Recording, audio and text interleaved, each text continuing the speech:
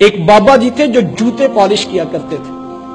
تو ایک نوجوان ان کے پاس بیٹھ گیا اور کہنے لگا کہ بابا جی ایک بات تو بتائیں. کہا بیٹا پوچھو کیا ہے.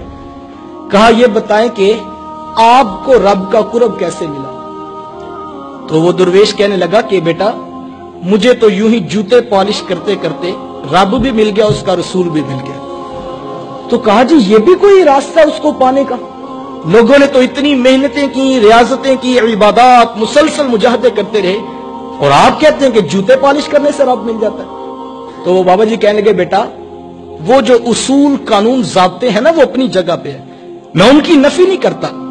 تم نے پوچھا کہ آپ کو رب کیسے ملا، تو مجھے تو یوں ہی جوتے پالش کرتے کرتے اپنا رب بھی مل گیا، اپنا رسول بھی مل گیا. تو نوجوان کہنے لگا بابا جی اس راز سے پردہ تو اٹھائیں. تو جو بابا جی نے بات کہی وہ بڑی خوبصورت تھی.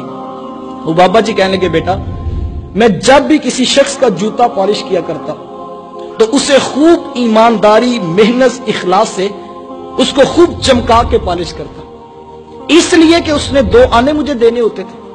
کہا نہیں وہ تو اس نے دینے ہوتے تھے، وہ تو پہلے طے ہوتے تھے، لیکن میں جوتا خوب صرف اس لیے چمکا دیا کرتا یہ اس شخص کا جوتا ہے کہ جس رسول کا میں کلمہ پڑھتا ہوں ان کا یہ بھی کلمہ پڑھتا ہے، جس رسول سے میں محبت کرتا ہوں ان کا یہ بھی پیار کرنے والا ہے، جس رسول کی شفاعت پہ میری نظر لگی ہوئی ہے ان کا چاہنے والا یہ بھی ہے. میرے رب کو یہ میری ادا اتنی پسند آئی، اس نے اپنا قرب بھی عطا کر دیا، اپنے محبوب کا قرب بھی عطا کر دیا. حضور کی نسبت کا احترام پیدا کرنے کا مزاج پیدا کریں. ہم بڑے عجیب لوگ ہیں، کاش ہم اس بات کے اوپر کھڑے ہو جائیں. اور یہ اتنا خوبصورت وظیفہ ہے. میں سمجھتا ہوں یہ 1000 لوگ بیٹھے ہیں، آپ ہم سب نے صبح اٹھ کر اپنی دکانوں پہ بیٹھنا ہے. کوئی ڈاکٹر ہے، کوئی انجینئر ہے، کوئی ٹیلر ہے، کوئی ٹائر کو پنکچر لگانے والا، معاشرے کا ہم حصہ ہیں. میں کہتا ہوں اگر ہم یہ عہد کر لیں کہ جو ہماری دکان پہ صبح آ رہا ہے وہ کوئی پرایا نہیں، اس کے ہاتھوں میں بھی ان کا دامن ہے جن کی شفاعت پہ ہماری نگاہ لگی. اس کو دھوکہ نہ دو، اس کو جھوٹ نہ بولو، اس کو فریب نہ کرو، اسے پیار دو، محبت دو، الفت بانٹو، اس کے لیے آسانی کا راستہ کھولو.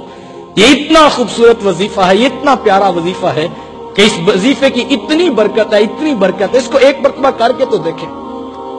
میں کسی دکان پہ جاتا ہوں، ابھی موبائل دیکھ رہا تھا کہ اس شخص نے میرے موبائل پر حضرت کی فوٹو دیکھ لی. تو کہنے لگا جناب آپ ان کو جانتے ہیں؟ تو میں نے بھی فخر سے کہا جناب یہ میرے شیخ ہیں، میرے استاد ہیں. تو کہنے لگا جناب تشریف رکھیں نا، چائے پیجئے، باقی باتیں بعد میں ہوں گی. مجھے عزت دینے لگا، ریٹ نیچے آنے لگا. وہ جو بحث کر رہا تھا ایک دم اس کا لہجہ بدل گیا. کہنے لگا جناب ہم بھی ان کو سنتے ہیں، تو بڑا خوبصورت بیان کرتے ہیں. یار یہ عزت کس بات کو دی جا رہی ہے کہ جن کا خطاب میں سنتا ہوں ان کا خطاب یہ بھی سنتا ہے. کوئی آ جائے جناب آپ کس سلسلے سے بیعت ہے؟ میں جناب نقشبندی ہوں. بڑی اچھی بات ہے جناب، ہم بھی وہاں پر بیعت ہیں، ہم گورڈا شریف بیعت ہیں، ہم سیال شریف بیعت ہیں. یہ ساری نسبتیں بہت اچھی، یہ بڑی خوبصورت، بڑی بابرکت ہیں. لیکن یار کوئی آ جائے اس کے پاس بیعت کا رنگ نہ بھی ہو، اس کے پاس گنبد خضرا کے مکین کی بیعت ہو، اس کی عزت کرنی چاہیے یا کہ نہیں کرنی چاہیے. اور میں کہتا ہوں جو اس بات پہ محبتیں بانٹے پھر تو رب فرشتوں کی بھی ڈیوٹیاں لگاتا ہوگا نا کہ گاہکوں کا رخ اس دکان پہ موڑ دو. یہاں پر گاہکی نہیں دیکھی جاتی، یہاں محمد کی نسبت دیکھی جاتی ہے. یہاں میرے رسول کی امت کو پیار دیا جاتا ہے. میرے شیخ فرمایا کرتے ہیں اگر میں آپ کے بچوں سے پیار کروں تو آپ کو اچھا لگوں گا نا، آپ میرے بچوں سے پیار کریں تو مجھے اچھے لگیں گے نا. تو جو حضور کی غریب امت سے پیار کرے گا وہ اللہ کے رسول کو کتنا اچھا لگے گا. آؤ صاحبو پیار بانٹو، محبت بانٹو، الفت بانٹو. میں نہیں یہ کہتا کہ آپ 1000 پھول جہاں راستے میں بکھیر دیں، آپ پھول نہیں بکھیر سکتے تو کم از کم کانٹے بچھانے کا مزاج تو چھوڑ دیجئے. آپ پھول نہیں بکھیر سکتے، کوشش کر کے کچھ کانٹے کم کرنے کی ہی ذمہ داری قبول کر لیجئے. آئیں امت کو جوڑ کر امت بن کر جینے کا مزاج پیدا کریں. اچھی بات دوسروں تک پہنچانا صدقہ جاریہ ہے. ویڈیو زیادہ سے زیادہ شیئر کیجئے.